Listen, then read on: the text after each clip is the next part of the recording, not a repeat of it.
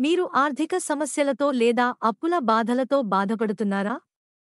పురాతన వాస్తు శాస్త్రం ప్రకారం ఇంటిలో చిన్న మార్పులు శాంతి, ఐశ్వర్యం, శుభ ఫలితాలను తీసుకురావచ్చు. ఆర్థిక ప్రగతిని మరియు సానుకూల శక్తులను ఆకర్షించడానికి 11 సులభమైన వాస్తు చిట్కాలను మీకు పరిచయం చేయబోతున్నాము. మరిన్ని వివరాలకు మాతో ఉండండి. ఇంటి ప్రధాన ద్వారం దగ్గర మామిడి చెట్టు, అశోక చెట్టు లేదా వేప చెట్టు నాటాలి. వాస్తు శాస్త్రం ప్రకారం గుమ్మానికి దగ్గరగా ఈ చెట్లు ఉండటం వల్ల ఇంట్లోకి ప్రతికూల శక్తులు రాకుండా ఉంటాయి. సాయంత్రం పూట భగవంతుడికి పూజ చేసేటప్పుడు దేవుడి దగ్గర రాగి కుండలో గంగాజలం, నీరు ఉంచాలి. పూజ చేసిన తర్వాత దాన్ని ఇంట్లో అన్ని మూలలా చల్లుకోవాలి. రాత్రి పడుకునేటప్పుడు పసుపు ముద్దను పసుపు వస్త్రంలో కట్టి దిండు కింద పెట్టుకోవాలి. ఇలా చేయడం వల్ల ఆర్థిక వృద్ధి, అదృష్టం పెరుగుతాయని వాస్తు శాస్త్రం చెబుతోంది. మంగళవారం రోజు హనుమంతునికి భక్తి శ్రద్ధలతో పూజ చేసి ఆయనకు బెల్లం శనగల ప్రసాదం సమర్పించాలి. ఆ తర్వాత దాన్ని పంచిపెట్టాలి. ఇలా చేయడం వల్ల ఆర్థికపరమైన ఇబ్బందులన్నీ తొలగిపోతాయి.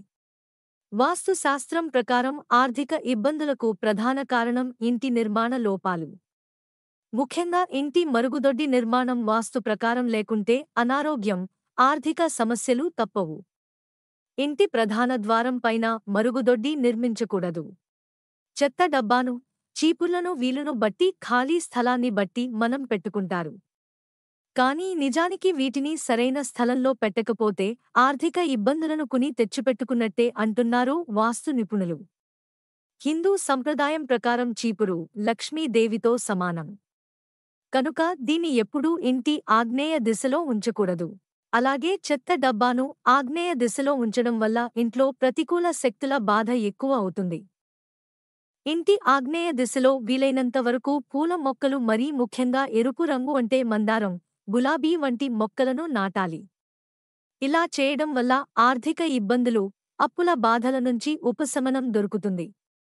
ఆర్థిక సమస్యలు, అప్పుల బాధల నుంచి బయటపడాలంటే ఇంటికి చాలా ముఖ్యమైన నైరుతి దిశలో శ్రీమహావిష్ణువు చిత్రాన్ని ఉంచాలి. అందులో లక్ష్మీదేవి తన పాదాల దగ్గర ఉంటే మరీ మంచిది. ఇంటి వంటగది, ఈశాన్య మూల ఎప్పుడూ శుభ్రంగా ఉండాలి. అలాగే అగ్నికి మూలంగా చెప్పుకునే వంటగదిని అగ్నికోణంలో ఉంచాలి. వాస్తు ప్రకారం ఇలా చేయడం వల్ల వ్యాపారంలో లాభాలు కలుగుతాయి.